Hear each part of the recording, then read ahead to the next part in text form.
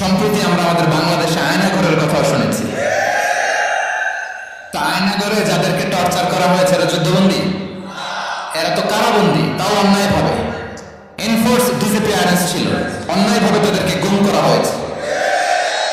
অন্যায়ভাবে বছরের পর বছর যাদেরকে এভাবে কষ্ট দেওয়া হয়েছে, ফ্যামিলি থেকে দূরে রাখা হয়েছে, কিয়ামতের দিন তাদেরকে আল্লাহ জালেমের কাতারে দাঁড় করাবে।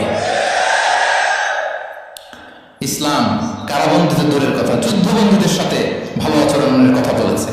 আল্লাহ বলেন ওয়াইতুইমুনা আত-তাআমা আলা হুব্বিহি মিসকিনাও ওয়া ইয়াতীমান ওয়া আসীরা। বিশ্বাসীরা গরিব দুঃখীদের যেমনি খাবার খাওয়ায়, যুদ্ধবন্দীদেরও খাবার খাওয়ায়। প্রিয় ভাইরা, খুব বরকতময় একটা সময় আমরা কাটাচ্ছি। রবিউল আউয়াল মাস, এটা মিলাদুন নবীর মাস, সিরাতুন নবীর মাস, বিষ্ণু ইসলামের সিরাত আলোচনার মাস।